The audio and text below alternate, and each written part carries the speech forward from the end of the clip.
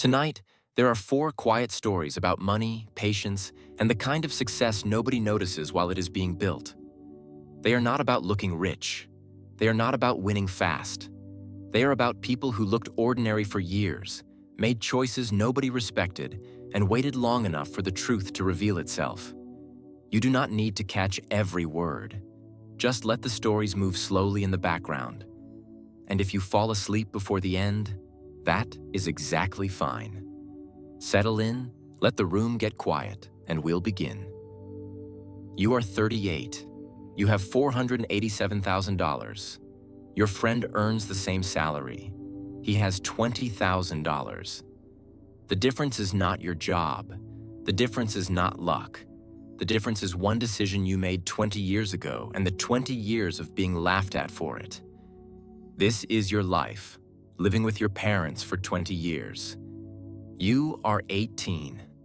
It's a Saturday in July. You are at your friend Sam's house. He is wearing tight jeans and a polo shirt with the collar flipped up. He calls you dog. He brings you a cup of water, sits down next to you, and asks where you're dorming. You decided to stay home for college since it's close to the school, and you tell him exactly that.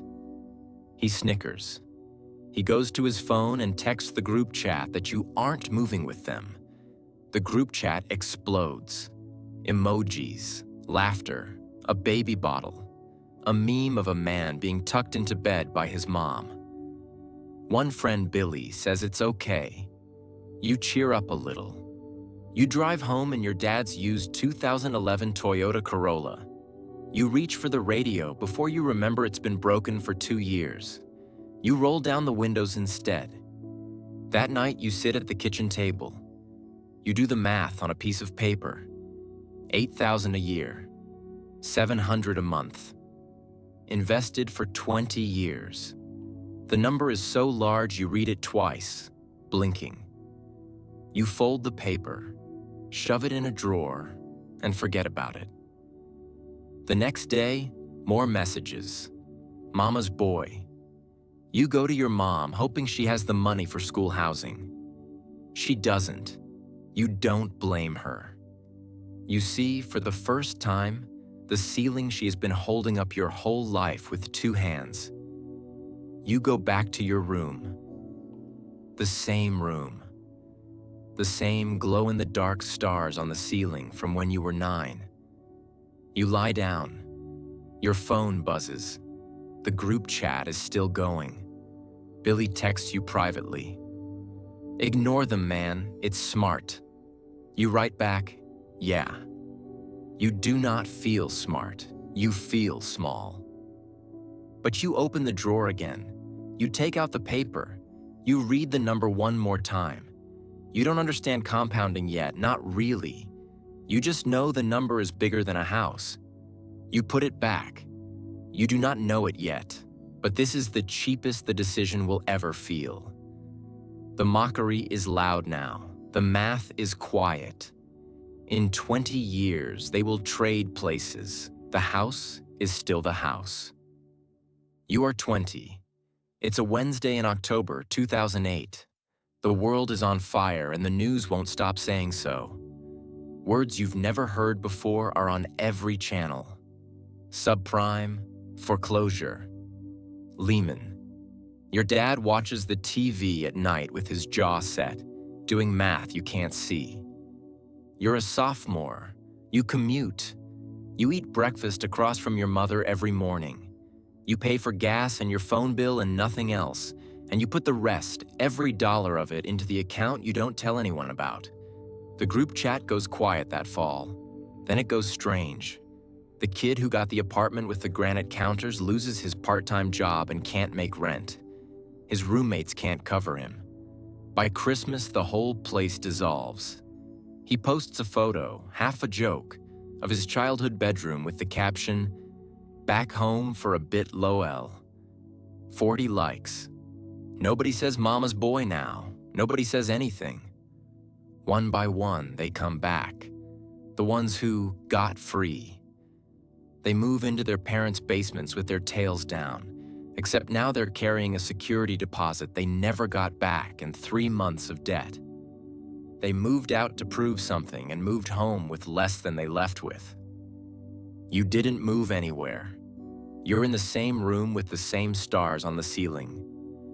But you have $11,000 in an account, and a roof, and a mother who packs you a lunch, and for the first time you understand that the safest place to stand during an earthquake is the ground you never left.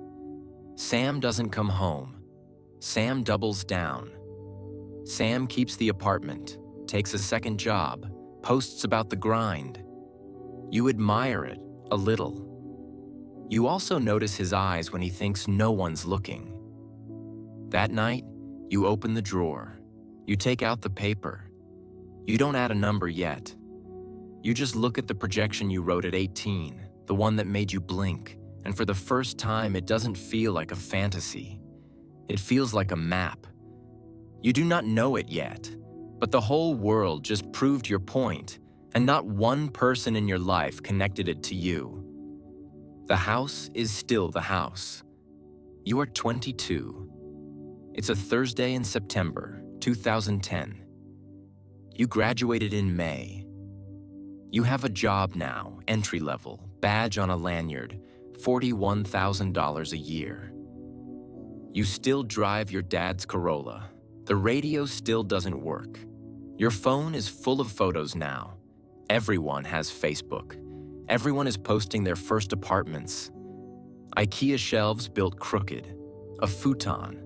A single sad plant on a windowsill with the caption, "Adulting." Sam posts 40 pictures of an apartment with 2 roommates and a couch they found on the curb. $1,100 a month, split 3 ways. The comments are full of fire emojis. Welcome to the real world. Finally free. You comment, "Nice place. Sam likes it. Nobody asks where you live. Everybody already knows." You go to a barbecue at your parents' house that weekend. Your dad's friend Dale is there. Dale has been selling mortgages for 30 years. Dale watched 2008 happen from the inside. Dale watched it eat people he knew. He does not give advice unless you sit next to him. You sit next to him. You tell Dale you feel like you're falling behind. Everyone has their own place. You're still in your childhood bedroom. Dale chews. Dale swallows. Dale says, "Do you know what most people are actually buying when they move out?" You say, "A place to live." Dale shakes his head. Dale says, "No, most people don't move out. They buy distance. Distance to feel grown. Distance to be seen as a man. Distance from the one house that would have asked them who they really are. They'll pay $1,300 a month for that feeling and call it freedom." You stop eating. Dale points his fork at you. He says, "You know how many of those kids who finally got free I watched lose everything? I signed the loans. I knew their names. They bought the feeling. The feeling came with a balloon payment." He wipes his mouth. He says, "Staying is the first time you didn't buy the feeling." You laugh. Dale doesn't. You drive home in the Corolla even though you're already home. You sit in the driveway for a minute. You don't know why. That night, you open the drawer. The paper is still there. You add a real number for the first time, not a projection. Your savings account says $34,000. You read it twice. You put the paper back. You do not know it yet, but Dale just planted something that is going to grow for the next 16 years. The house is still the house. You are 25. It's a Tuesday in March, 2013. The Corolla has 140,000 miles. You finally fix the radio for $60. The first song that plays is one from high school. You sit in the parking lot at work until it ends. Everyone has Instagram now. The world has changed. People don't just live in apartments anymore. They photograph them. Morning light on hardwood, a latte next to a laptop, a door with their own name on a piece of tape over the buzzer. Adulting. Treat yourself. You only live once. You scroll through it on your lunch break, eating a sandwich your mom packed without asking. At Thanksgiving, your aunt corners you by the dessert table. She is 58. She means well. She says, "So, any plans to get your own place soon?" You say, "I'm saving." She says, "Saving's good, but you don't want to be the man who never left, honey." She pats your hand. She moves on. You stand there holding a paper plate of pie. That weekend, Sam posts a new apartment. A real one this time. Downtown, exposed brick, a skyline view, solo. $1,650 a month. The caption says, "Earned this." There are 200 likes. You drive over to see it. Sam walks you around it the way men walk around things they are still afraid of. He shows you the view. His phone buzzes on the counter, a red number on a banking app. He flips the phone face down without looking at you. You don't ask. You go on a date that month. Her name is Dana. Dinner goes well. It goes really well. She laughs at the thing you weren't sure was funny. Then, near the end, over the check you insist on taking, she asks, "So, do you live alone?" You say, "I live with my parents." Something in her face closes a door so gently you almost don't hear it click. She says, "Oh, that's responsible." She says it the way people say interesting about a meal they won't finish. She does not text back. You tell yourself you didn't like her that much. You lie pretty well by now. You've had practice. You start leaving things out on dates after that. You learn the careful sentences. "I've got a place near my folks. I'm in between leases, saving for something bigger." None of it's true. All of it buys you another hour of being looked at like a whole man. You hate that you've learned it. You keep doing it anyway. You drive home. You sit in the kitchen. Your dad is asleep in his chair, the TV on low. You open the drawer. The number is $96,000. You stare at it. It is more than twice your salary. You don't feel rich. You feel like you're keeping a secret you're not allowed to be proud of. You do not know it yet, but the silence around your savings hurts more than the mockery ever did.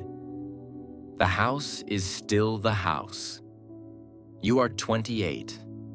It's a Saturday in June 2016. The Corolla has 171,000 miles. The driver's window only goes halfway down now. You've stopped trying for the rest. You've been dating Nina for a year. Nina is a teacher. Nina has never once said a word about where you live. You love her partly for the things she chooses not to say. It's wedding season. Every weekend, somebody from the group chat is getting married. You and Nina drive to one in the Corolla, her dress folded across her lap so it doesn't catch the door. The parking lot is full of leased SUVs and one valet stand. At the reception, the table conversation turns, the way it always does now, to real estate. Who just bought? Who's house poor? Who's still renting? Somebody says, "Did you guys see that article? Millennials can't afford homes because of avocado toast." Everyone laughs, the laugh people laugh when something isn't funny. A woman across the table asks you and Nina, "So when are you two getting your own place?" Nina looks at you. She doesn't mean anything by it. That's what makes it land. You say, "Soon." That night, you almost break. You sit on the edge of your old bed at 1 a.m. with your phone. An apartment listing. 2 bedrooms, a balcony, a real kitchen. $1,900 a month. You imagine Nina there. You imagine a door with both your names on it. Your thumb hovers over the inquiry button. You think about the woman at the wedding. You think about Dana, 3 years gone. You think about Sam's phone, face down on the counter. You think about Dale and his fork. You close the app. The next morning, your mom finds you at the table. She sits down. She says, "Your father and I were talking. We can help you with the deposit, for a place of your own, with Nina even." You look at her. You say, "I'm okay, Mom." She says, "It's okay to want your own life." You say, "I'm building it. You just can't see it yet."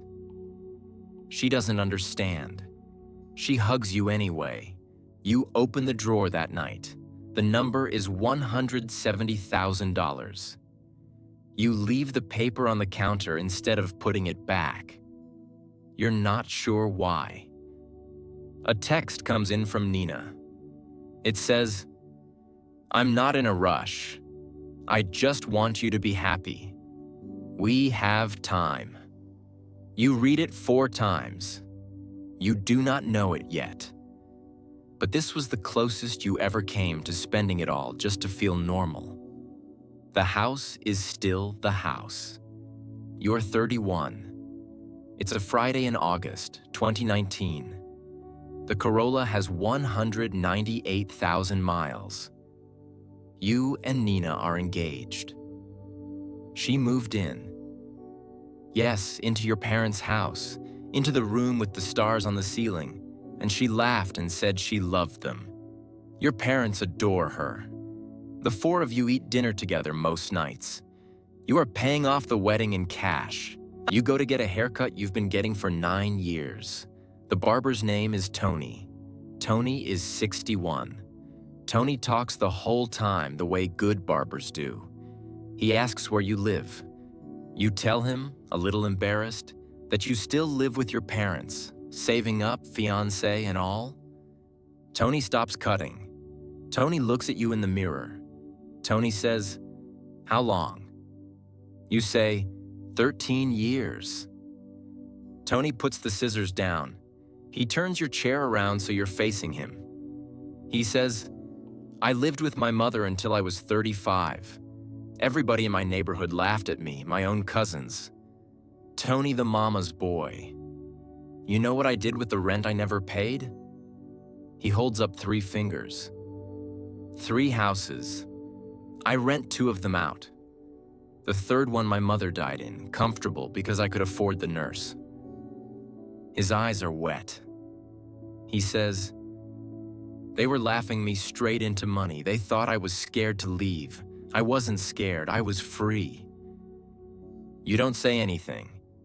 He turns your chair back to the mirror. He finishes the cut in silence. At the end, he won't take your money. He says, "Keep going, kid. Don't you dare stop." You sit in the Corolla in the parking lot for a full minute before you turn the key. Something moved. You don't know exactly what. That night, you finally do the thing you've been afraid to do for 13 years. You take everything to a financial planner, a real one, an office with a plant and a water cooler and a man who shakes your hand too firmly. He's 40. He asks what you're hoping to do today, half bored, expecting a kid with a credit card problem. You hand him the printout. He opens your accounts. He goes quiet. He scrolls. He scrolls again, slower. He takes off his glasses. He looks up at you and says, "Can I ask you something personal? What do you do for a living?" You tell him. He says, "And you have this, on that." He turns the monitor toward you like he wants you to confirm it's real. He says, "Do you understand what you're sitting on? I have clients who out-earn you 3 to 1 and have a negative number.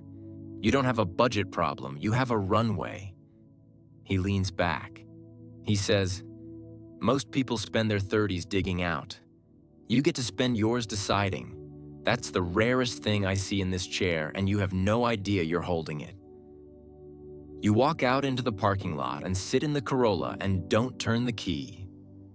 13 years of swallowing it, of careful sentences on dates, of pie eaten standing up by the dessert table, and a stranger just looked at a screen and called it a runway. You don't cry. You come close. You open the drawer that night. The number is $255,000. You read it once. You don't need to read it twice anymore. You do not know it yet, but the doubt has started to die. The house is still the house. You are 34. It's a Tuesday in November, 2022. The Corolla finally gave out last spring at 214,000 miles. You replaced it with a used 2019 Camry, paid in cash, and didn't post about it. The world broke and put itself back together strangely while you weren't looking. There was a year everyone stayed inside.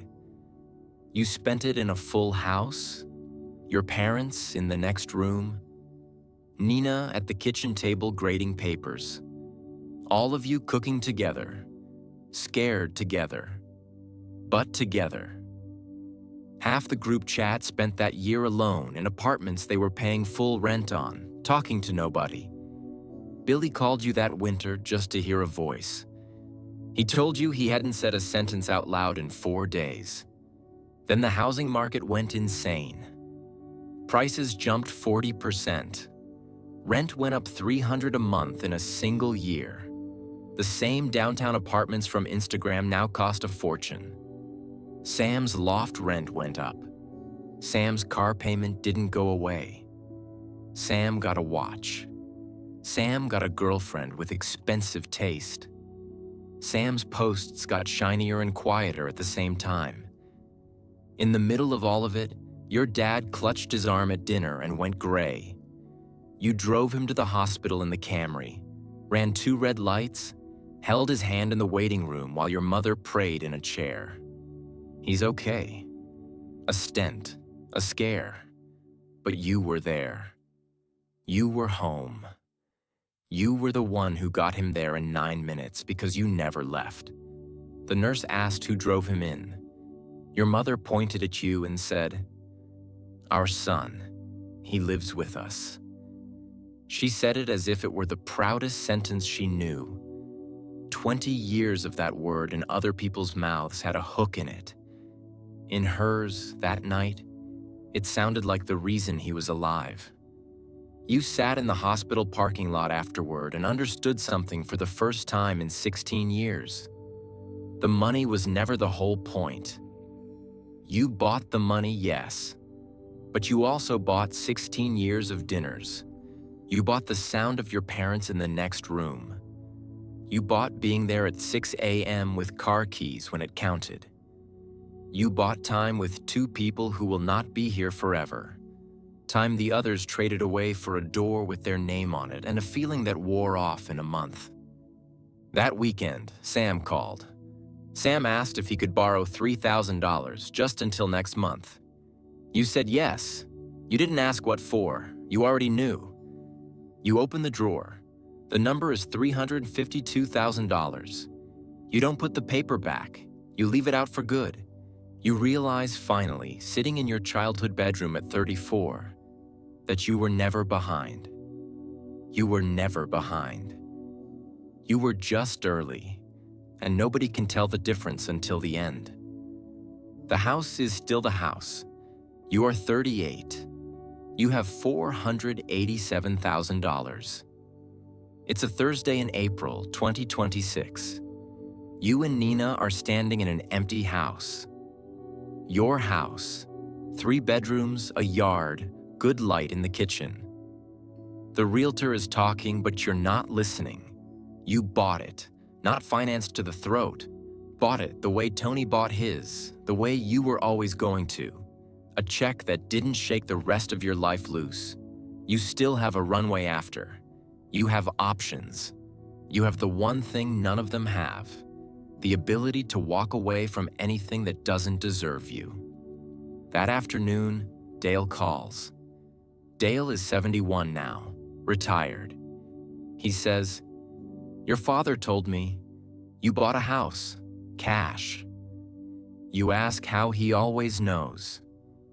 He laughs. He says, "Do you remember what I told you at that barbecue when you were 22? You say, every word." Dale says, "Most people don't move out. They buy distance." He's quiet a second.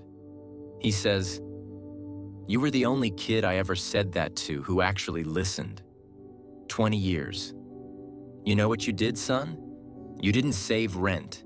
You bought options. You bought yourself." You wipe your eye. He hangs up.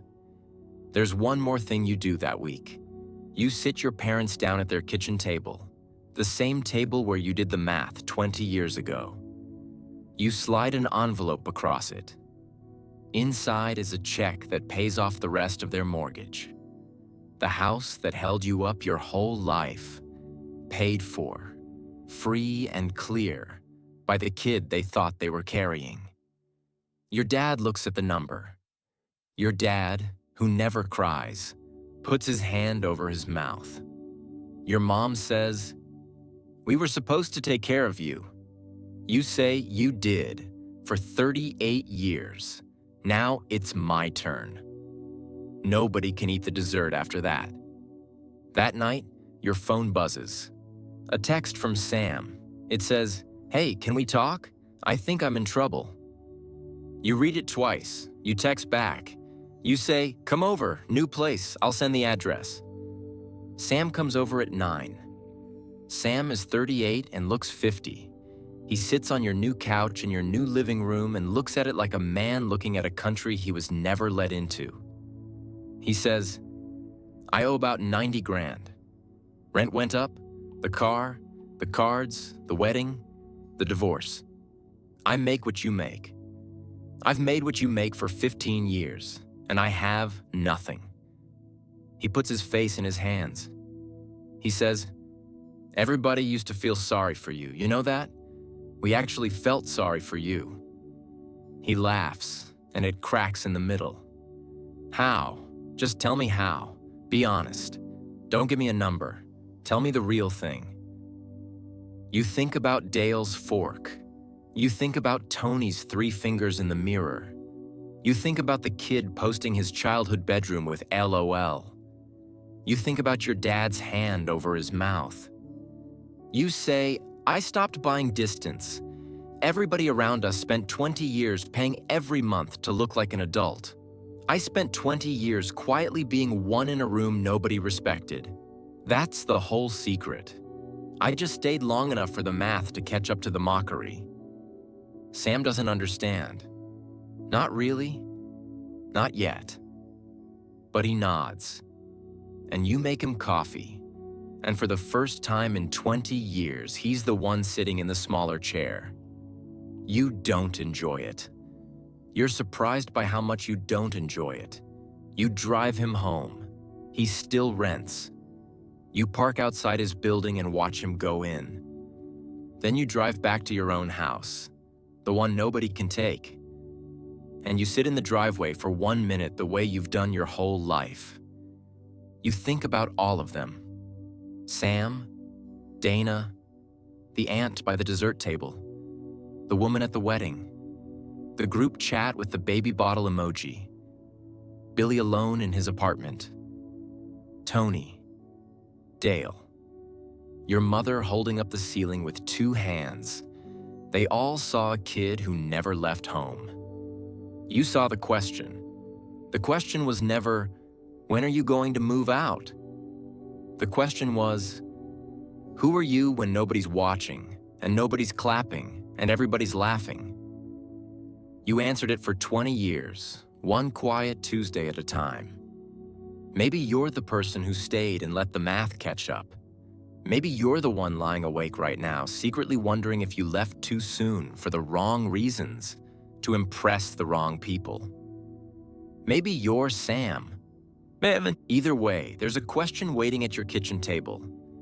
Whether you answer it or keep paying someone else to never ask it is up to you. If you want to see what your life looks like when you stop buying distance entirely, stay. In 5 years, you'll own a company worth millions, and you won't tell a single person you're building it. Not your roommate, not your uncle, not the girl you're trying to impress. You'll be quietly, seriously wealthy. And the people who see you every day won't have the faintest idea. This is the story of how the silence is the whole reason it worked. But before you build it, you have to lose something first. You're 23. It's a Tuesday in March. You're in a co-working space downtown, the kind with exposed brick and a $6 cold brew. And you have an idea that feels like the only true thing in your life. You want to build a car company, electric hypercars, a brand, your name on the building, a prototype under stage lights, and a reveal video that breaks the internet. And you can see it.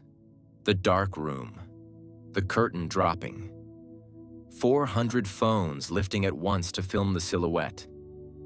You've already paid a freelancer in Lahore $200 for a render. Low, wide, impossible, beautiful. And you've redrawn the logo 9 times in a notebook you keep in your backpack. So you tell people. You tell your roommate first. 11 at night, reheated pad thai, you turn the laptop around. He looks at the render for 3 seconds and goes, Bro, you're gonna be the next Elon. Feels incredible. Means nothing. You tell a girl you've been texting for 2 weeks, and her whole face opens up. And you feel the thing you've been hungry for your entire life. Being looked at like a guy who does big things. You go home that night and you don't sleep, because being seen like that is a drug, and you just took your first hit. Then you tell your uncle. Sunday dinner. Sells insurance, has an opinion about everything. He puts down his fork. A car company, you? It costs $1 billion to make one car. You know that, right? Toyota spends $1 billion. You've got, what, 11 grand in savings? And here's what happens next. Slowly, the picture gets quieter. You stopped opening the render folder on August 14th. You remember the date because it was the first Saturday in 5 months you didn't look at it. You didn't even notice until that Wednesday. That's how a loud dream dies. Not in a fight, not in a failure. It just gets fingerprints on it. Your uncle's $1 billion, your own private doubt. Until you can't see it clean anymore. And one Saturday, you just stop looking. What you don't know yet is that an old man painting a railing by the harbor has been waiting for someone exactly like you. You meet Theo by accident, which is how you always meet the people who change your life. The car company's dead in your head. And to feel like you're doing something with your hands instead of your anxiety, you start driving north on weekends. 2 hours up the coast, where the towns get small and your phone drops to 1 bar. There's a lighthouse out on a point, built in 1887, decommissioned in 1969. There's an automated tower down the coast does the job now, but somebody still keeps it. The brass is polished, the paint is fresh. Somebody clearly cares about a thing the world officially stopped needing. That somebody is Theo, 74. Hands like old leather. Been keeping that light, unpaid, for 31 years. You find him one Saturday wiping salt off the glass, and because you're lonely in that specific way ambitious young guys get lonely, you start talking. And because Theo learned a long time ago to listen instead of wait for his turn, he lets you. You tell him the whole thing, the car company, the render, and then the other part. How clear it had been, how telling people just bled it dry, how you can't see it anymore. Theo doesn't say anything for a while. Then he goes, "Come up, I want to show you something." You climb the spiral stairs behind him, 68 steps. He tells you the number on the way up, like a man who's counted them 10,000 times. Past the brass fittings. past a logbook on a little shelf, every day filled in by hand. To the top, the lamp room. He stops you in front of the glass. Put your hand here. You do. It's thick, 1.5 inches at least. Now picture a candle on the other side of that glass. One candle. Out there. He nods at the open water where the wind is hammering the rail. Without this glass, how long's it last? 10 seconds. 10 seconds. And behind the glass, you look at the glass, then out at the sea. As long as it needs to. Theo nods. Slow. The light's not the impressive part, son. Any kid with a match makes light. The glass is the impressive part. The walls. That's the whole job of this building. Wrap something small and bright in enough stone that the wind never gets a vote. He taps the glass with one knuckle. You've got a light. I heard it the second you started talking. But you've been standing out on open rock, holding your candle up over your head, asking everybody who walks by to come look at how bright it is. And every time you lift it up for them, the wind gets in. You're surprised it keeps going out? You start driving up most weekends after that, and Theo teaches you the difference between two things you'd always thought were the same. There's two kinds of seeing, he says one afternoon. You're repainting the rail, paint sharp in the cold. There's the kind where you picture the thing because it feels good to stand inside it. You, on the stage, everybody clapping. You're not looking at the work. You're looking at the applause. Tastes good, does nothing, gone in a minute, and you want another one. He dips the brush. That's fantasy. Then there's the kind where you build the picture on purpose, and you go back every day, and you don't watch the applause, you watch the man.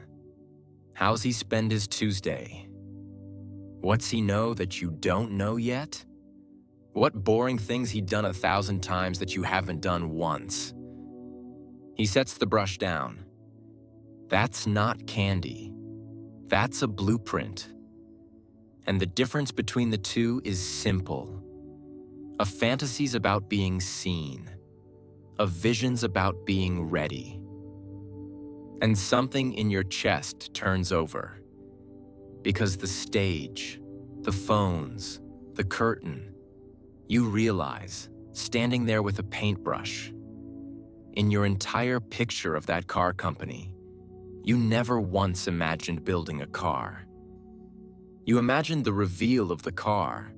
You were in love with the curtain dropping. It was candy, you say. The whole thing. Theo doesn't gloat. Most first dreams are. The candy's just how you find out you're hungry. But you don't build a life out of candy, son. Sooner or later, you gotta figure out what you want to do all day, not what you want people to see you doing. So he gives you a practice, and it's almost embarrassingly simple. Every morning, before your phone, 10 minutes. You go back to the lighthouse in your head, but you don't picture the stage anymore. You picture a normal Tuesday 5 years out. What are your hands doing? Who's calling you and what do they need?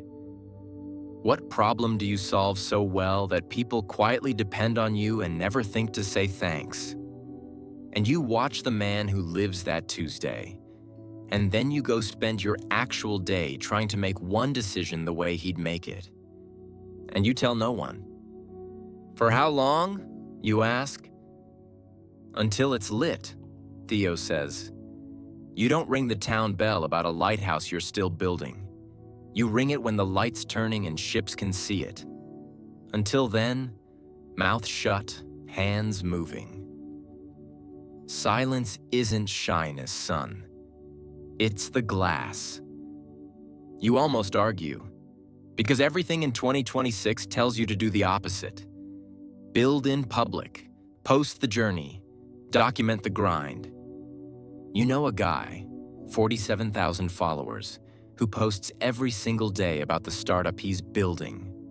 Beautiful threads. 3 years running. The product still doesn't exist, but the audience does. You say this to Theo, and he laughs. Short, dry, like a door that hasn't opened in a while. And how's the watching feel? For him? Good, you admit. Looks like he's winning, even though nothing ships. Because the crowd's paying him, Theo says. Every post, a little clap. Every clap, a little warm. He found a way to get the reward of building without the cost of finishing. And he'll do it forever, because finishing means risking it doesn't work, and the lovely crowd will never make him take that risk. He picks the brush back up. He's not building a lighthouse. He's selling tickets to watch himself carry bricks around. And the cruel part? He's talented. He could have built the real thing. He just got paid too early, in claps. So you go quiet, and in the quiet, the picture starts to change. Because when you stop performing a dream and start living toward it every morning, the candy burns off. And underneath it, you find what you actually want. And it's almost never the flashy thing. The flashy thing was for the audience. The audience is gone now. So you start asking a colder question. Not what would look impressive, but what could I actually start this year that doesn't need $1 billion and a curtain? You've got a job by now, a counter job at an industrial distributor on Route 9. You took it for the $19 an hour, nothing else. And one Thursday in October, you hand a contractor a small box of bolts. Grade 8 hex cap screws, 1/2 inch by 2, zinc yellow chromate. And you watch him pay $41.60 for that box. A box that cost the branch $9.20. And something clicks that's been clicking quietly for weeks. You think about that contractor's line. $4 million of CNC machinery. And it shuts down cold if the right 4-cent bolt isn't in the bin at 6 a.m. You think about how every machine shop in America needs these. Every fabricator, every plant, constantly, forever, in 10,000 sizes and grades and coatings, and how nobody finds it interesting. There's no render, no stage, no version of this that makes one person at a party lean in. And that's exactly when you know. You drive up to the point that weekend and tell Theo you found it. And you expect him to be unimpressed. It's bolts, for God's sake. Instead, the old man gives you the closest thing to a real smile you've ever seen on him. Let me get this straight. You went from a car company everybody wanted to hear about to a bolt company nobody wants to hear about. Yeah. Son, that's the most promising thing you've ever told me. You finally picked a light you don't need anybody to look at. Here's what they don't tell you about getting rich in silence. It's boring. It's so boring you'll want to quit every single month. But you don't. And that's when it starts. Now comes the part nobody sees. The 4 years that happen in silence. You find your first supplier on a Tuesday. A second-generation importer named Marv, run out of a warehouse in Cleveland, who's been bringing in fasteners from a mill in Taiwan for 26 years and is tired of dealing with brokers who don't know a coarse thread from a fine one. You drive 3 hours to meet him in person. You know the difference. He notices. He gives you net 30 terms on a handshake, which is the entire business you'll learn later. Terms are the business. Your first customer is a 14-person machine shop called Brenner Tool. You got in because their last supplier shorted them on a delivery, and their line sat idle for 90 minutes, at roughly $1,800 an hour. The owner, a guy named Pete, is still furious about it. Your pitch is not a render. It's not a vision deck. It's one sentence. Your bin will never be empty, and I will never let your line go down over a 4-cent part. Least sexy promise on earth? And the only one Pete cares about at 6 a.m. first month? You net $2,100. You're driving the parts out yourself before dawn in a 2014 Silverado you bought for $11,500 cash. You restock his bins personally so they're never empty when first shift clocks in. You tell no one, not even your roommate. When he asks what you're up to, you say, "Hey, working the counter, figuring it out." He nods and goes back to his phone. Month 6, 3 customers. You net $7,400. You've learned the real architecture by now, and it's nothing like what you thought. The money isn't in the bolt. It's in the bolt being there. People will pay a 70% margin to simply never think about it again. So you learn vendor-managed inventory. You own the crib. You stock the crib. You scan what they use and bill it. And once you're built into a customer's wall like that, you don't lose them in a recession. You don't lose them to a price war. The switching cost is too high. They'd have to remap their entire floor. You barely lose anyone at all. Month 12, 9 customers across 2 counties. Annual run rate just crossed $310,000 in revenue. You're netting around $9,000 a month, and you put almost all of it back in. Into inventory, into a used box truck, into a second route. You still drive the Silverado. You still wear the same gray fleece from Dick's that was on sale for $34. You sleep 5 hours. You eat standing at the counter. And every single morning before your phone, you go back to the lighthouse. And the man on that Tuesday is doing exactly this. Stocking a crib before dawn, calm, unhurried, hard to rattle. And slowly, decision by decision, the gap between you and him closes. Not because you announced it, because you're becoming him. There's a night in year 3, it nearly all goes out. A customer, your biggest, a 60-person fab shop, files Chapter 11 owing you $58,000 in unpaid invoices and a crib full of inventory you'll never get back. And the loss lands in total silence. No crowd, not even the small mercy of a public failure. Just an empty parking lot at a dead shop, a folder of invoices nobody's going to pay, and a long drive home in the dark. You go up to the point that weekend, not to work, to quit. Theo listens to the whole thing, standing on the deck, wind coming hard off the water. And when you finish, he doesn't comfort you. He points at the lamp. You know what killed the old keepers? Not the storms. Storms were honest. You knew where you stood with the storm. What killed them was the long, flat stretch after. When nothing's happening, nobody's coming, and the light still has to turn anyway. For ships you can't even see. On a night, it feels completely pointless. He looks at you. Anybody keeps the light in a crisis. The real keepers keep it turning on the boring nights, because that's the whole job, son. Not the glory, the turning. So you drive home. And the next morning, before your phone, you sit down and go back to the lighthouse. And the man's still there, steady, stocking a crib at dawn. So you get up, you tighten your terms, net 30, no exceptions, credit checks on anyone over $20,000. You spread your risk so no single customer is ever more than 15% of revenue again. And you tell no one. It lights somewhere in year 5, and there's no single moment, which surprises you. Because once upon a time, you'd imagined a stage.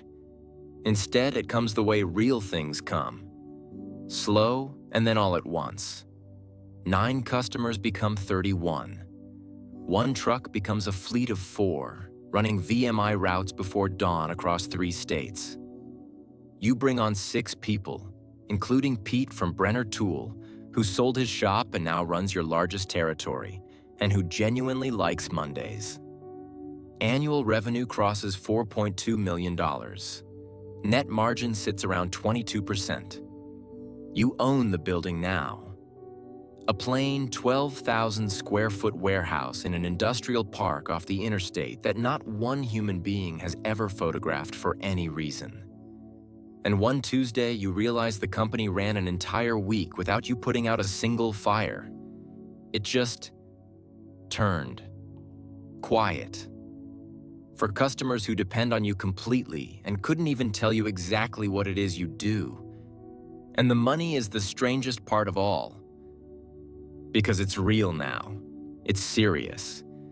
And nobody knows. There's no headline. Who writes a headline about a fastener distributor? There's no envy at Sunday dinner. Your uncle still thinks you do something with bolts, and you let him believe it. You drive a 4-year-old truck. You wear the $34 fleece.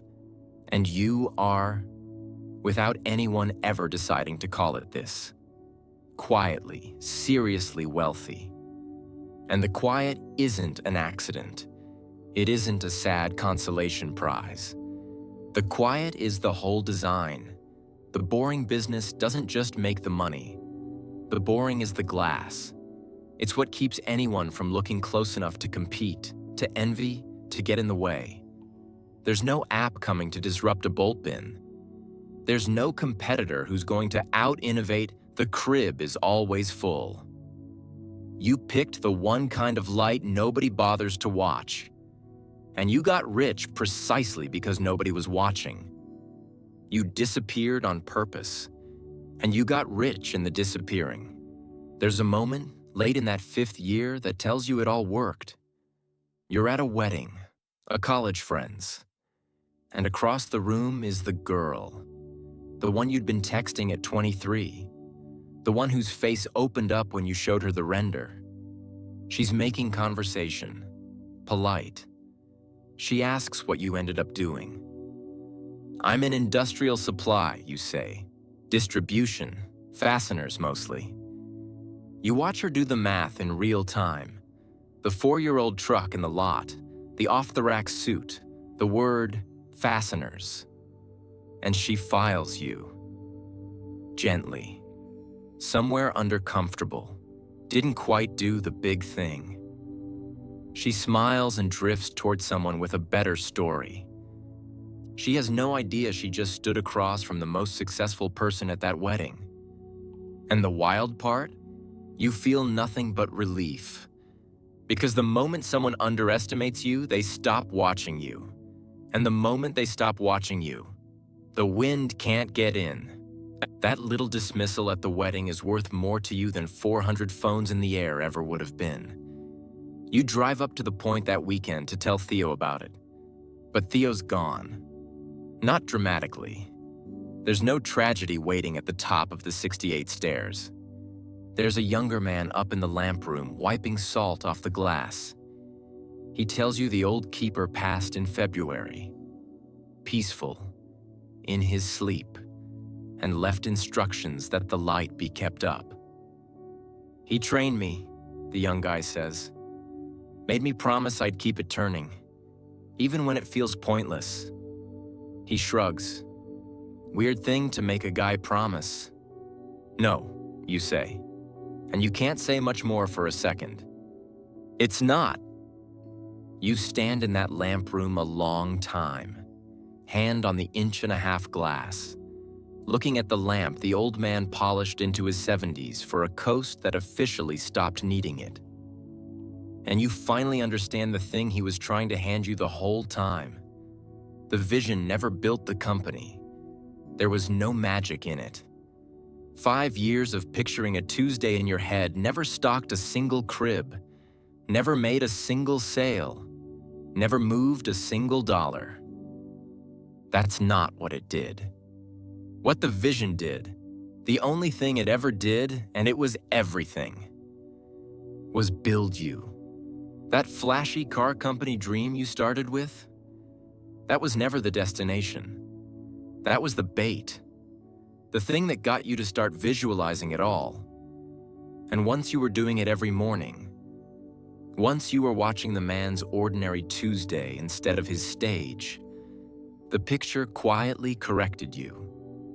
It burned off the candy, traded the curtain for the crib. It took a kid who wanted to be seen building a car and turned him, one morning at a time, into a man who'd happily build a bolt company nobody would ever clap for. The vision was a mold, and you poured yourself in every single day for years until you set into its shape, patient, quiet, hard to rattle. And that man, the one who came out of the mold, he built the thing. Easy, almost. And the silence? The silence was the glass. It kept the wind off the flame in the years when the flame was small enough to be killed by a single laugh from your uncle, a single nod from a stranger, a single "bro, you're gonna be huge" that paid you the reward before you'd earned it. The silence bought you the years it takes to become somebody, before the world ever gets a vote. So that by the time anyone noticed there was a light out here at all, it was already turning, already strong, already past the point where any wind could touch it. You never make a big announcement. The company gets noticed the way good, quiet things get noticed. By the customers who can't live without you and almost nobody else. Your uncle eventually hears secondhand that you're doing all right with that bolt thing, and calls, warm, full of "I always knew you had it in you." And you let him have it. Because by now it costs you nothing. The praise that would have hollowed you out at 23 lands on a man who just doesn't need it anymore. And that's the proof. You know you've actually built something when the applause finally shows up. And you feel almost nothing. Because you already spent that feeling years ago in the only currency that was ever real. The work.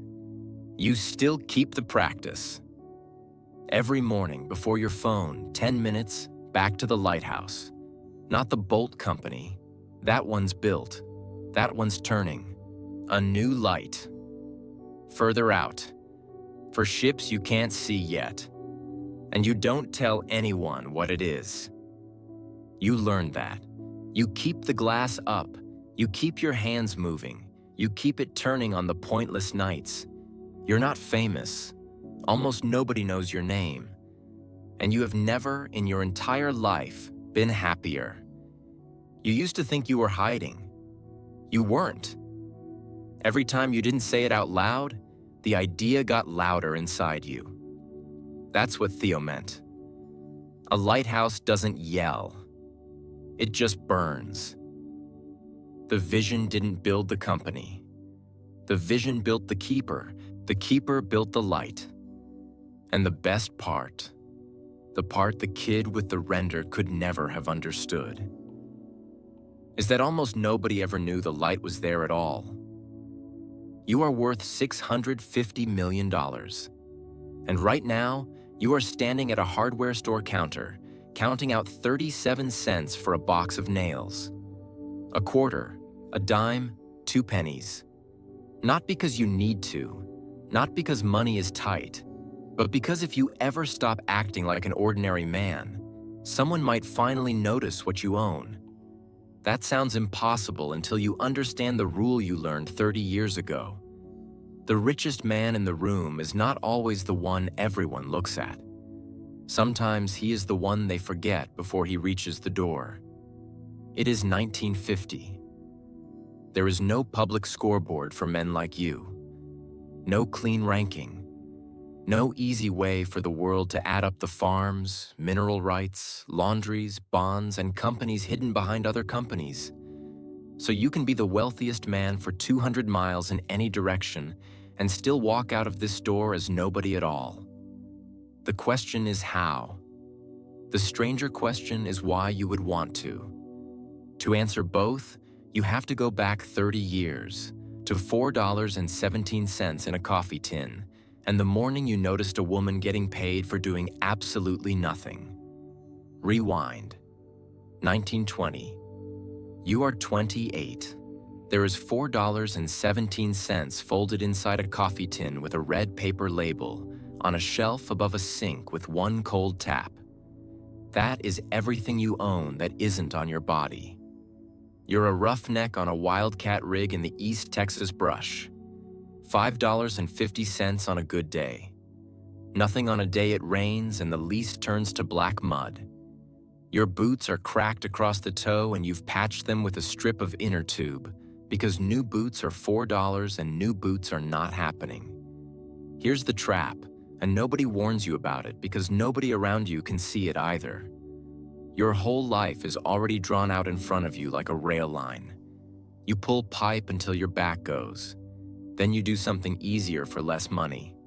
Then you're old. Nobody chose that for you. It was just there, the way the heat was there. So you wait for the thing that's supposed to save men like you, the gusher, the lucky strike that turns a roughneck into a king overnight. Every man on the rig is waiting for it. It's the only future any of them can picture. They aren't stupid. They are looking very hard at exactly the wrong thing. You will never get the gusher. And that turns out to be the luckiest thing that ever happens to you. Because while they're all staring up at the derrick, you're about to look the other way, at a porch a half-mile off, and notice the thing that quietly ends one life and starts another. Ownership beats labor.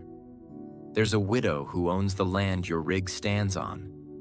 Mrs. Prather. 70 years old, same brown dress to town every Saturday. She has never once set foot on the lease.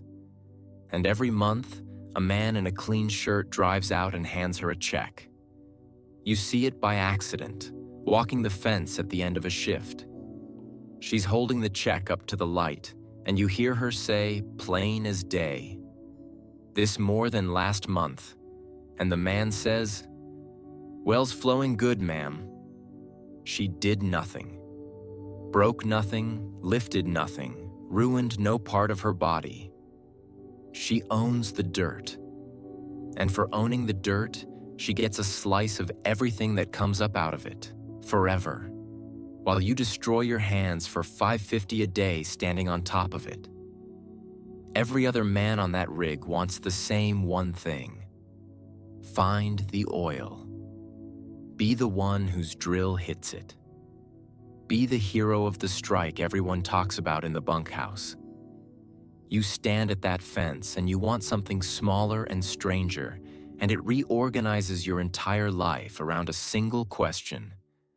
Who owns the dirt the next field over? You don't say it to anyone. You've already learned the thing you couldn't yet explain, that the thoughts worth having are the ones you keep. The men around you are racing to be the one who finds the wealth. You've quietly stopped wanting to find anything. You'd rather be the old woman on the porch. You'd rather have the check that comes whether you show up or not, whether you're young or finished, above the ground or under it. Almost no poor man ever does it. He spends his whole life trying to earn his way out and never once asks who owns the thing he's earning on top of. It takes you 11 months of beans and patched boots to find out what that question costs to answer. And the first answer is going to feel like a joke told at your own expense. Recurring money beats wages. You find a played-out lease 2 counties over that nobody wants. You don't buy the oil. You buy a sliver of the mineral rights underneath it, the right to a tiny cut of anything that ever comes up. $340. Every cent you have, plus 40 you borrow at an interest rate you're ashamed of. 3 months later, the first check arrives. You open it standing in the road in the dark before your shift so nobody sees. $6.20. That same week, a man on your crew brings home an overtime check for $41 and buys a round for the whole bunkhouse. He's flush. He's grinning. He stands everyone a drink. And for one night, he is the richest man in the room, and every man in it knows his name. You sit in the corner with your $6.20 and say nothing. You don't say what you're thinking. What you're thinking is that by the only math your crew understands, you lost. You scrimped 11 months for a check that won't cover his bar tab, and he's not wrong to celebrate. He earned every dollar of it with his back. You just earned something different, and the difference is the whole game. His $41 happened once. He had to bleed for it, and the day he stops bleeding, it stops cold. Your $6.20 happened while you were asleep, and it's coming again next month whether you're on the rig or in the ground. His check is a wage. Yours is a small machine. And the machine doesn't care if you're tired or sick or done. The wage is the biggest number most men will ever see, and it dies the second they stop moving. The machine is the smallest number you'll ever be ashamed of, and it never stops. You found a door in a wall you've leaned against your whole life. You haven't gone through it. You've just felt the seam of it under your hand in the dark. And then the floor falls out from under the entire state of Texas. The crash proves the gusher is fragile. It's 1931. The biggest oil field anyone has ever seen comes in. And instead of making everyone rich, it drowns them. There's so much oil the price collapses. $1 a barrel becomes 13 cents. Then a dime. Then, some days, a nickel, when you can sell it at all. The men who 6 months ago were kings, who measured their whole worth in barrels and borrowed against every one of them, are selling their rigs for the price of the steel. The gusher, the thing every man on every rig spent his life praying for, turns out to be the most fragile fortune there is. It is wealth you don't control, priced by a market that can cut it to a nickel overnight and never ask your permission. And your machine gets tested too. Your royalty checks, 10 years of patient, boring work, shrivel toward nothing. 1 month a check comes in at 0 with a note. So you go back. 39 years old, you put the cracked boots on again, you still have them, and you take a wage job on a rig. You fix a pump on the back of a truck by headlight because the well can't wait for morning. You're as tired as you were at 28, and for a long stretch you think you imagine the whole door in the wall. You don't quit. Not because you're brave, because you have nothing else and nowhere else to put the wanting. And the boom kings never lived to learn why they were destroyed and you were only bruised. The difference isn't luck. They were the gusher. Every dollar they had was the same barrel of oil, rising and falling as one. You owned a sliver of 1,000 different holes, and you never borrowed your life against the price of any of them. The machine bent. It did not break. You don't yet have the word for why you survived, and they didn't. You're about to learn it standing in a slow line at a county tax office. The tax code proves ownership is the real business. The man ahead of you in that line is a famous wildcatter. Flashy.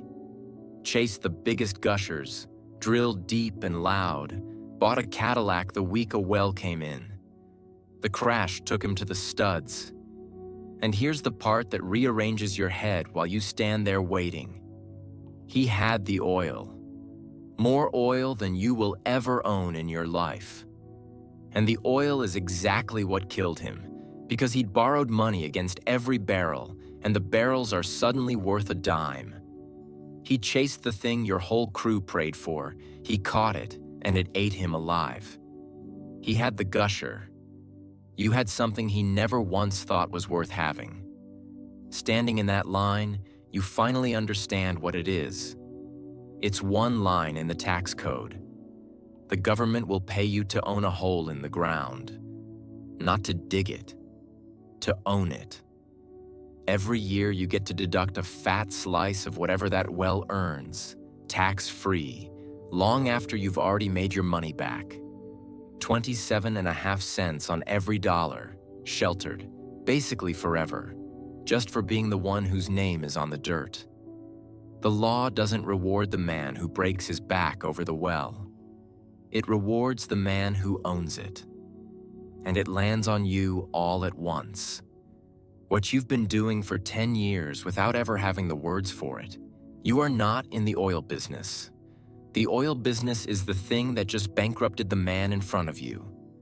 You are in the business of owning the thing the law rewards for simply existing. The oil is the excuse. A man who owns the dirt and the deduction can sit through any crash, owe almost nothing, and wait. While the man who chased the gusher is sold off for parts in the back of a courthouse. And that's what turns a clever idea into an unkillable one. The law itself is on the side of the owner. You don't need the biggest well. You need to own the dirt under 1,000 small ones and let one line in the tax code do the work 1,000 strongbacks never could. You walk out of that office and you do not buy a Cadillac. You go find the next widow with land nobody wants. And then you start doing the thing that turns a fortune into a permanent one. The thing nobody can ever see you doing. Boring assets prove invisible wealth lasts. The 30s roll into the 40s and you stop being a man who works and become a man who owns. The strange part is how little it looks like anything from the outside. You buy royalties across 4 fields, then 9, then more than you can hold in your head. And then you start moving the money out of oil into things so boring no one would ever look twice. Farmland in 3 states, a laundry, a stake in a company that makes pipe fittings because every rig in Texas needs fittings and nobody writes songs about the man who owns them. Bonds in a stack you genuinely forget the size of. A cotton gin, a second laundry.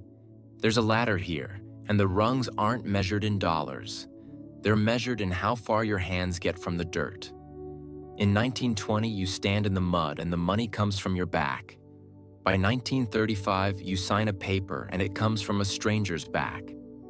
By 1948, there are things you own and forget you own, until a check arrives and you have to look up the name of the field just to remember buying in. That's the real shape of getting rich, and it's not the one anyone draws. It isn't the number going up. It's your hands getting farther and farther from the dirt, and your fortune getting harder and harder to see. Until one day you own 1,000 acres of it and never have to feel it again, and not one neighbor could tell you what you're worth. By 1949, you've genuinely lost track of how much there is. So you hire a man to add it up. His name is Ackerley, and it takes him 6 weeks. He spreads it across his desk in folders. Royalties, bonds, farms, gins, holding companies stacked inside other holding companies like nesting boxes. He takes off his glasses, rubs his eyes, and is quiet a long time. Then he tells you the number, $650 million. There is a tax rate this year that every visible rich man in America is terrified of. 91 cents of the top dollar gone. It is built for income that shows up shouting its name, money that arrives loud and proud and asks to be counted. You don't have that kind. You have the dirt and the deduction and the boring boxes, and the headline rate never finds you because it only knows how to bite the money that announces itself. The loud fortune feeds the government. The quiet one just keeps compounding in the dark. Then Ackerley says the thing you'll remember the rest of your life. On paper, he says, to the bank, to your neighbors, you're a man of modest means with a great many small interests. None of them remarkable. That is not sloppy bookkeeping. That is the most expensive thing you have ever built. He taps the stack. Any fool with a strike can be rich for a year. You spent 30 years making sure that even when somebody goes looking, the picture never adds up to what it is. The money was the easy part. The disappearing is the art. And sitting there, you finally understand the plain suit and the exact change and the cracked old boots for what they really are. Not modesty. Armor. The boring, scattered, unseeable fortune is the only kind that survives the men and the governments who come for the visible ones. You find out exactly how good that armor is at a party you never wanted to attend. The party proves visible wealth is weak. There's a wildcatter, the kind of man they nickname for his stickpin, who just built a hotel. 14 stories, painted a green you can see for miles, a swimming pool you could float a barge in. He's thrown himself a party to celebrate being exactly as rich as everyone can see he is. And somehow you got invited. You wear the gray suit. You hold one drink all night so no one hands you another. He sweeps through the room shaking hands, and he reaches you, and his eyes do the thing. They start at your face, drop to the suit, no watch, no pin, no shine, and slide right off you to the man behind you who matters more. He shakes your hand without seeing it. He's forgotten he met you before he lets go. And it feels wonderful. Because the moment a man decides you're nobody, he stops keeping track of you. He stops wondering what you have. He stops, ever, coming for it. That's not an insult. It's a moat. And he dug it for you, for free, in front of 400 people. His whole fortune is a billboard, and a billboard tells every banker, every partner, every taxman, and every grasping cousin exactly how much there is to take. 3 years from this party, he'll be bankrupt. The hotel mortgaged, the wells leveraged, the loud fortune undone by the first hard year the way loud fortunes always are. You'll read it in your kitchen and feel nothing in your own holdings, because boring boxes inside boxes don't notice when a man 200 miles away stops being rich. It runs against everything a poor man dreams about. The visible fortune was never the strong one. It was just the one you could see. And being able to see it was exactly what made it weak. By now, you believe the money can wall you off from anything in the world. You're about to learn the exact size of what it can't. And the lesson starts at your own kitchen table with your own brother. The brother proves being right can cost love. Your younger brother Walter stayed. He stayed in the fields when you started buying dirt. He pulled pipe until his back went, exactly the way the rail line promised it would, and now he's 53, running a feed store that loses a little more every season, $9,000 behind on a note the bank is about to call. He comes to you, sits in your kitchen with his hat in his hands, your own brother in his second-best shirt, and asks, "You could write $9,000 on a slip of paper right now and never feel its absence. Not once, for the rest of your life." The bank would vanish. Walter would weep with relief at your table. You don't write the slip. Instead, you do the colder, harder thing. You sit him down, that night and the next week and a dozen nights after. And you teach him what the widow on the porch understood and he never did. The store is a back to break. But the building under it is dirt, and dirt can be owned, and ownership pays whether you're well or sick or sleeping. You restructure the note yourself, quietly, through a third party, so the bank never learns your name is anywhere in it. You hand him the door in the wall instead of dragging him through it. And Walter hates it. Night after night, the pencil scratches and his jaw sets, and you can feel him doing the same math the crew did 30 years ago. The math that says the man across the table has the money and just won't use it.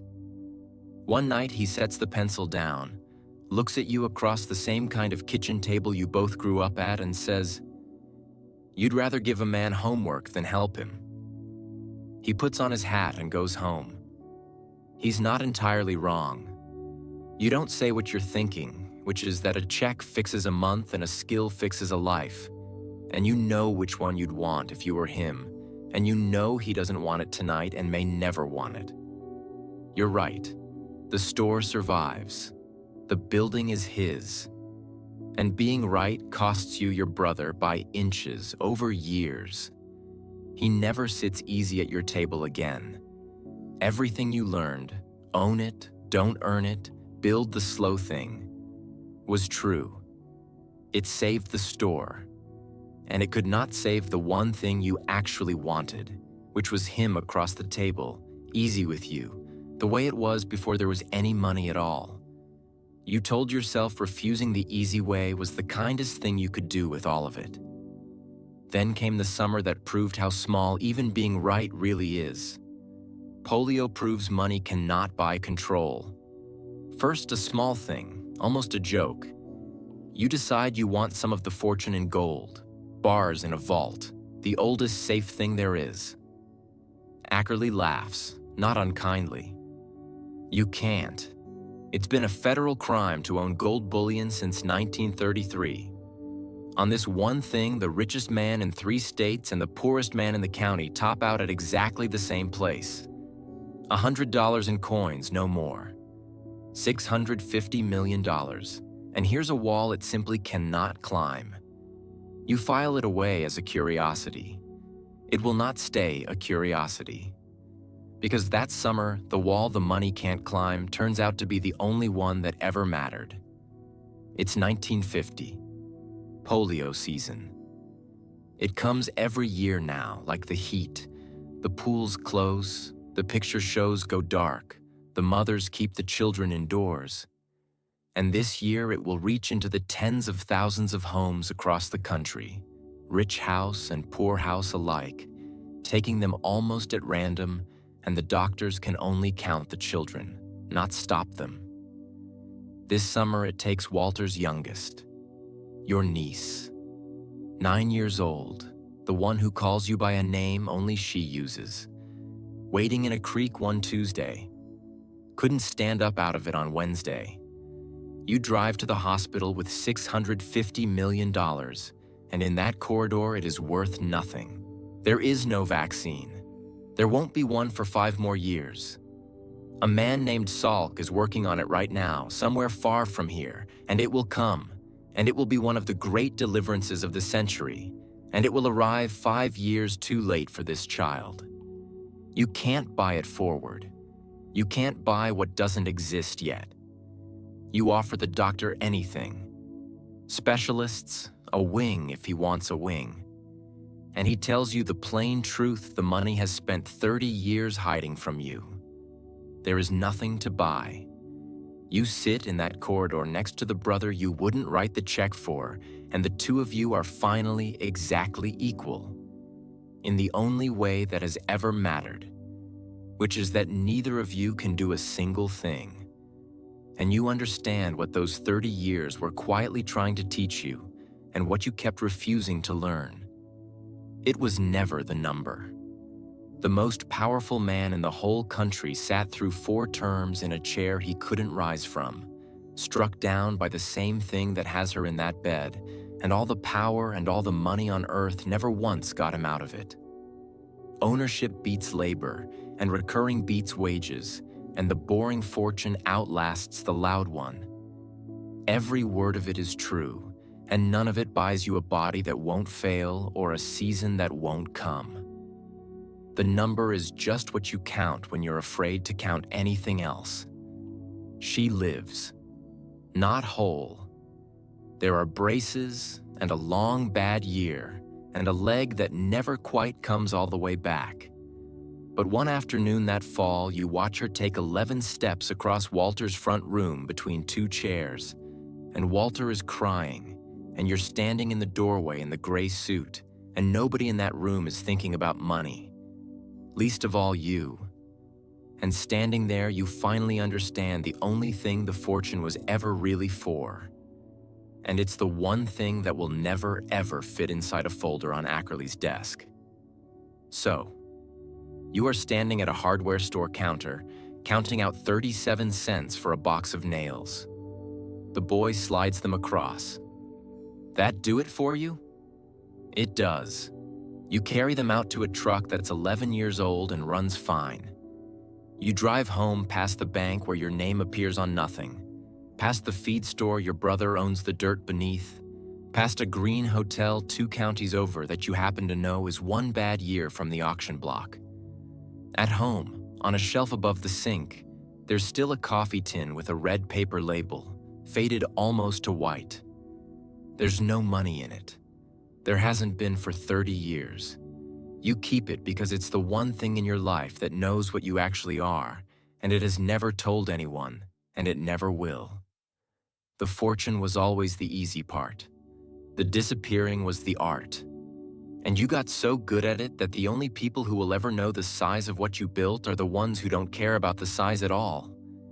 There's a fence rail loose out back, and a child coming Sunday who's going to want to be carried out to look at the horses, and you'd rather the rail held. So here's the only question left. The one that grows right up out of that loose rail and that faded tin and that long hospital corridor where the money meant nothing. If the number was never the thing, then what were the 30 years for? You think you finally know. You think the answer is the rail and Sunday and the 11 steps between the 2 chairs. But you fix the fence first, and you let the question stand. You're 40 years old, and on paper, you have $8.7 million. But the man across the wedding table thinks you failed. He just asked what you do. You told him the truth. You clean restaurant exhaust hoods at night. After the cooks leave, after the fryers cool, after the last waiter locks the front door, you climb into the grease and scrape the baked-on residue out of the steel vents above the stoves. Then, you leave a laminated card by the back door and drive to the next restaurant.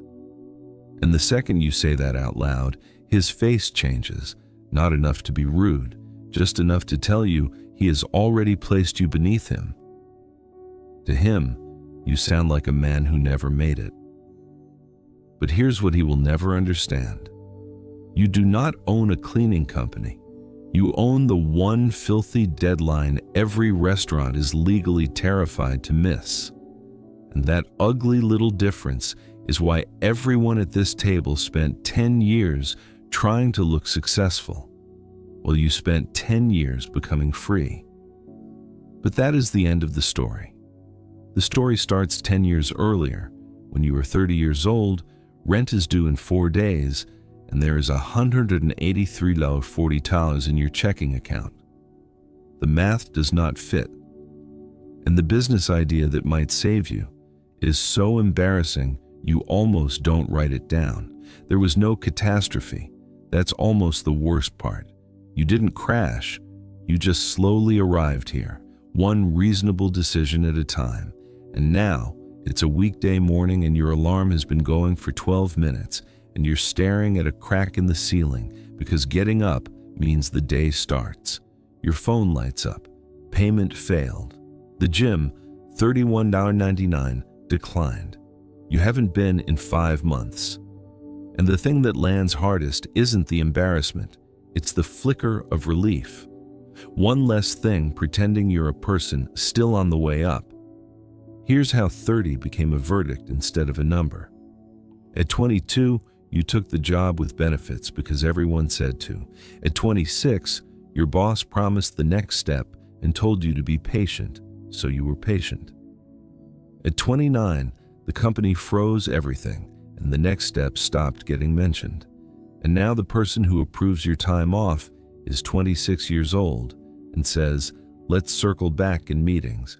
And somewhere in there, patient stopped meaning wise and started meaning stuck. And you keep a scoreboard you didn't ask to keep. The people you came up with have pulled ahead and not looked back. Someone you used to date is posting photos from a cliff somewhere sunny, another person's hand on the railing. You feel it most in the smallest moments. You put the $6.99 blueberries back and buy the $1.89 frozen ones, and on the drive home, the check engine light blinks on and you don't even react. Because reacting to things you can't fix is a habit you quit around 28. Your mother calls every Sunday and asks the same gentle question. "Everything okay at work, honey?" And you say, "Yeah, all good." And you can hear in the pause after she says, "Good," that she doesn't believe you, and you get off the phone fast. You've started declining plans before anyone can invite you, because "I'm busy" is easier to say than "I can't afford it." You once did the math on what it would take just to be even, no debt, no savings, just zero. And the number was so far off, it made you laugh the wrong way. That's the part nobody who hasn't lived here understands. Broke isn't loud or sudden. It's 1,000 small subtractions, each one teaching you to expect a little less, until expecting less becomes the entire shape of your life. That flat nothing where the fear used to be. That's the real condition, not the empty account, the numbness. Being broke long enough teaches you to stop wanting things, and a person who's stopped wanting things has stopped building anything. The only object in the apartment that argues with the numbness is a notebook you find cleaning out a closet that weekend. Your handwriting at 19 pressed hard into the first page. Own my own company by 30.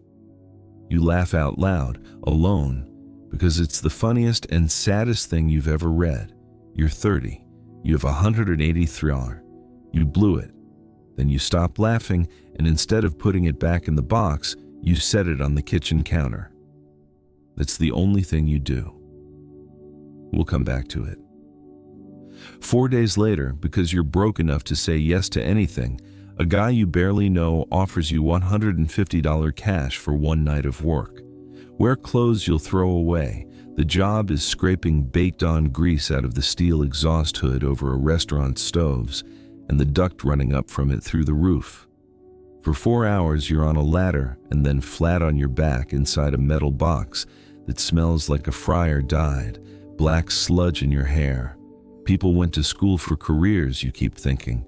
I'm 30, doing this for gas money. And then, on a water break, you see the invoice on his clipboard. For this, for one night, $1,100. One kitchen, $30 of chemicals, and he's got a second job after this.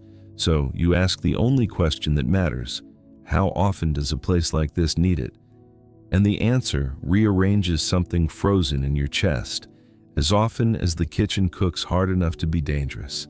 Every few months for a busy one. Not because the owner feels like it.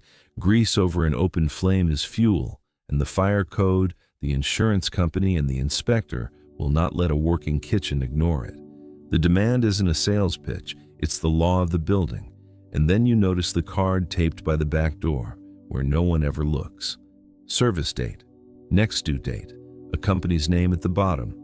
The cooks ignore it, the customers never see it. But if that card lapses, the whole restaurant is exposed. Failed inspection, voided insurance, a padlock on the door. You drive home at the worst hour of the night smelling like something died, and for the first time since you were 19, the numbness is gone. You don't sleep that night. You sit at the kitchen table with the laptop and do the thing almost no one bothers to do. You actually look. Who owns these contracts? How many kitchens sit within 20 miles of your apartment? What a certification costs. And the more you read, the clearer the shape gets. Every strip mall kitchen, every school cafeteria, every hospital kitchen, every chain restaurant in your city runs on the same code, needs the same card, lives on the same clock, and hardly anyone wants the job because it's filthy and invisible and impossible to brag about. The market is enormous, mandatory, permanent, and embarrassing, which is another way of saying wide open. You scrape together the two boring things that gatekeep this whole world: a certification, so your card means something to an inspector, and liability insurance, because you're working around fire risk in other people's buildings. You sell the things you don't use. You buy a used pressure washer off a guy retiring out of the business for $400 you don't have. Your first customer is a small diner near your apartment. You underprice the job on purpose because right now you need the first card with your name on it more than you need the money. And the night you do it, alone in a dark kitchen at 1 a.m, your one machine dies. The kitchen has to be spotless before the cook clocks in at 6, and there's no money to replace anything, and for a second, you're 28 again. Then you don't let it. You take the machine apart on the tailgate under your headlights, find the clog, fix it, and finish at 5:40 with 20 minutes to spare. That morning, you tape a fresh card by the diner's back door with your own company's name at the bottom, and you sit in the truck and look at it for a long time, because that ugly little card is the first proof that any of this is real. First month, 4 kitchens, all after midnight, all on top of the day job you can't quit yet. You clear $190, $190, less than your old coworker makes on one weekend of overtime. You sit with the number and feel something that isn't pride and isn't disappointment. But you don't quit because you're not looking at the $190. You're looking at what it proves. And when people ask what you're up to, you tell them. And you watch them lose interest the second they hear what it is. Oh, cleaning. Cool. Eyes already sliding to the next thing. At first it stings. Then you realize what it's actually giving you. Cover. A thing that sounds beneath people is a thing nobody follows you into, nobody competes for, nobody tries to take. You stopped wanting the room to lean in. The looking away was starting to feel like a gift. And then comes the part where the story gets boring, which is exactly where most people lose. You do it again and again. The work doesn't get more interesting. It gets more invisible. You sleep 5 hours. You eat standing up. You smell like degreaser in a way that doesn't scrub out of your hands no matter what you try. Month 3 is 9 accounts. Month 6 is 15. The numbers move, but slowly, in a way no one outside your own skull would even notice. And there's a stretch, somewhere in the second winter, where it nearly ends, and not because of a disaster, because of the opposite. Nothing happens. The roots run, the cards get hung, the money comes in flat and unremarkable, and one morning you wake up and realize you've built a life where you do something humiliating in the dark that no one will ever clap for. The temptation isn't exactly to quit. It's to want what the people ahead of you have. The room turning toward them, the feeling of being seen building something. That want is the real test of these years, and it has no audience, which is precisely what makes it so hard to pass. You almost don't pass it. There's a night you sit in the truck in an empty lot with the heater running and seriously, completely plan how you'll go back. A desk, a boss, a normal answer at parties, a life that at least looks like the ones around you. What stops you isn't a motivational quote.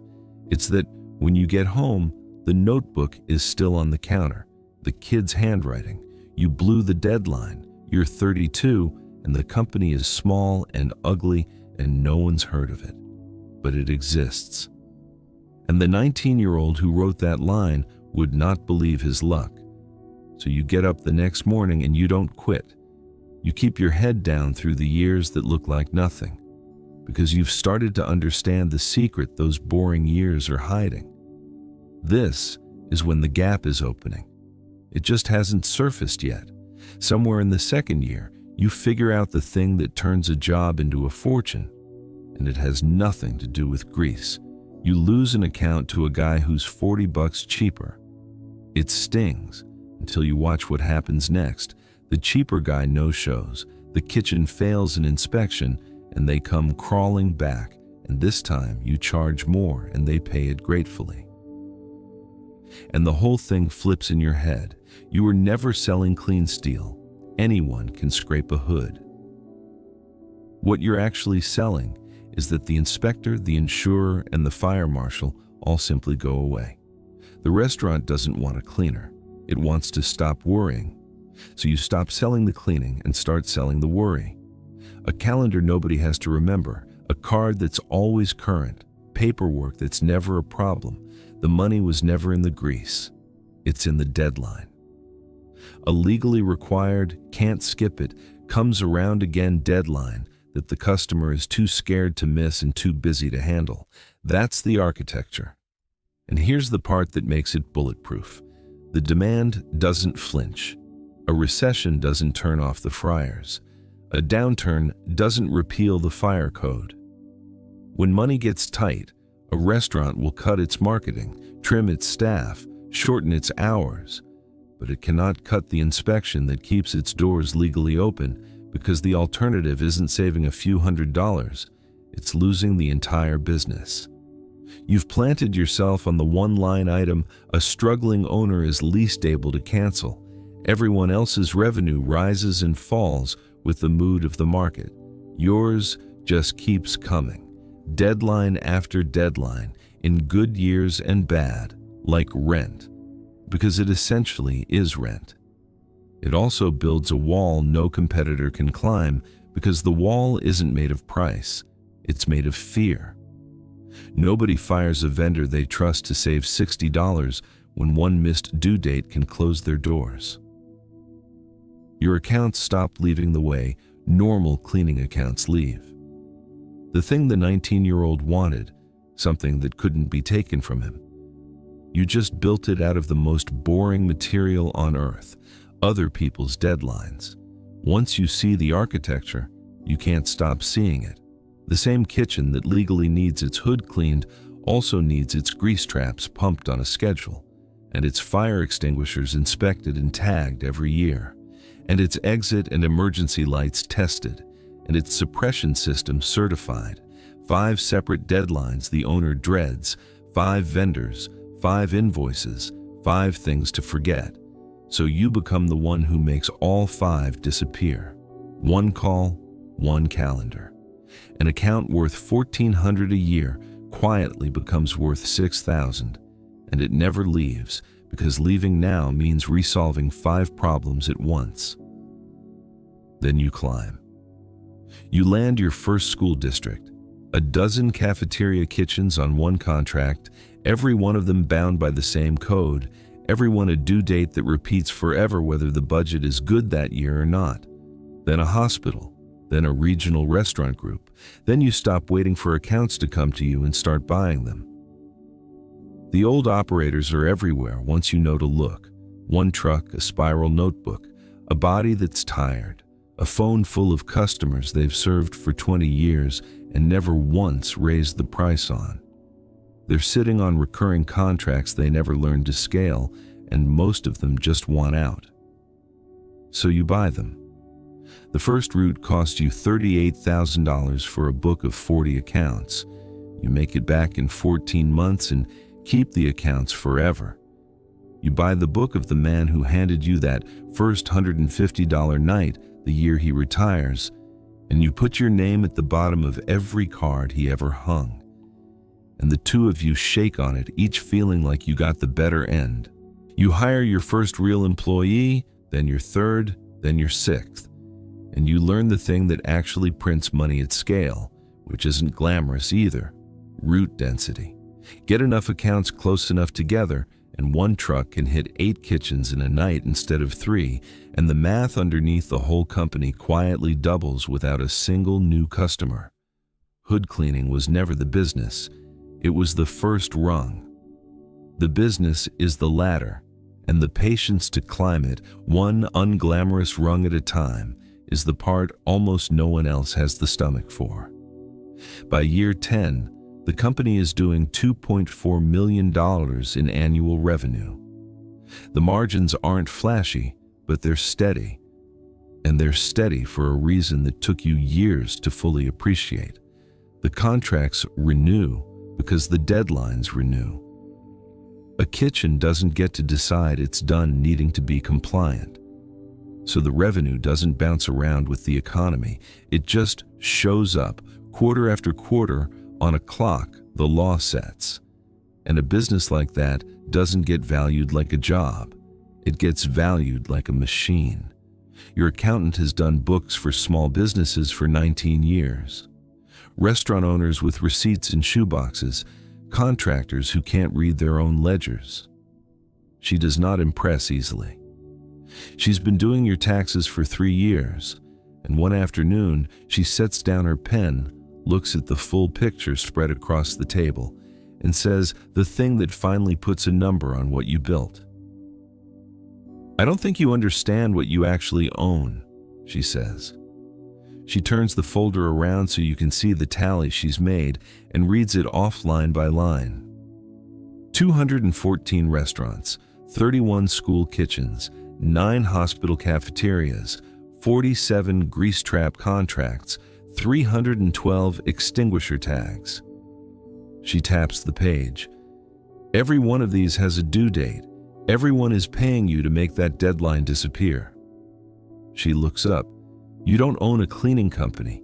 You own a few thousand recurring obligations, legally required, renewing on their own, sitting under hundreds of businesses that can't operate without you. I've valued a lot of companies. People pay a fortune for revenue this boring and this sticky. Conservatively, what you've built here is worth around $8.7 million. You don't say anything for a second, because she just described it more clearly than you ever could. It was never a dirty job. It's a portfolio. Hundreds of deadlines nobody is allowed to miss, each one a small obligation that pays you to make it disappear, all of them renewing while you sleep. No app is coming to disrupt a fire marshal deadline. No competitor out-innovates a due date. There is no bad quarter that turns off the fryers and repeals the code. She asks if you're going to pivot into something more impressive, something with a logo and a pitch. You tell her no.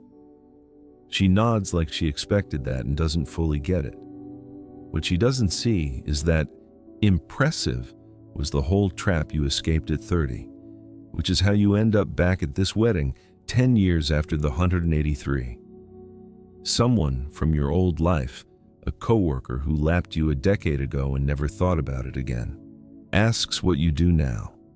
You tell him, commercial kitchens, fire code compliance, exhaust systems, and you watch the small, polite door close behind his face, the old truck in the lot, the off-the-rack suit, the word cleaning. He files you, gently, under didn't quite get there, and turns towards someone with a better story. A few years ago that would have gutted you. Now you feel nothing but a strange relief, because the second someone decides you didn't make it, they stop watching you. And a man who isn't watching you can't get in your way, can't ask you for anything, can't take a thing from you. He has no idea he's standing across from the most free person in the room. The version of you that needed him to know, that needed the room to turn, died somewhere in the quiet years, and you don't miss him. Here's the part almost no one believes until they've lived it. The world rewards boring architecture and quietly punishes visible status, and almost everyone gets it backwards. The man in the better suit is performing a life. You built one in the dark, and the disguise, the backdoor work, the truck, the unimpressive answer at the dinner table, isn't a consolation prize. It's the armor that lets you build it without anyone interfering. And here's what all of it actually bought. And it isn't the trucks or the warehouse or the $8.7 million.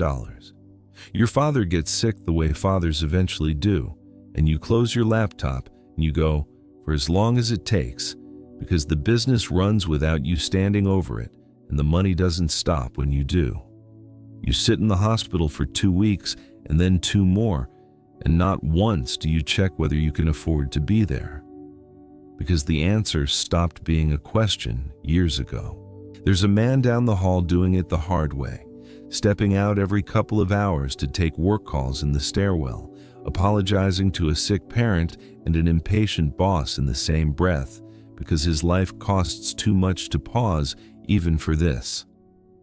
You used to be on the exact track to become that man. You watch him and you finally understand completely what you actually built. It was never about looking successful. It was about this specific week, the freedom to give it entirely to the one place that deserves it, with no quiet calculation running in the back of your mind the whole time. The 30-year-old with 183.42 could not have done that. He'd have had to choose between his father and his rent, and he'd have hated himself either way. You don't have to choose anymore. That's the entire prize, not the number. The ability to be in the room when the room is the only thing that matters. That is what the boring business bought. Not a flex, a presence. The freedom to say I'm going and mean it and not feel the floor shift under you when you do. So go back to the notebook on the kitchen counter. Own my own company by 30. You missed the deadline by years. The line was wrong. But the deadline was never the point. The notebook didn't build the company. There was no magic in the words. The only thing it ever did was refuse to let you go numb at 30, and that turned out to be everything, because being broke at 30 wasn't what made you late. It was what set you free. You had nothing left to protect, no image, no lifestyle, no reputation you were busy defending.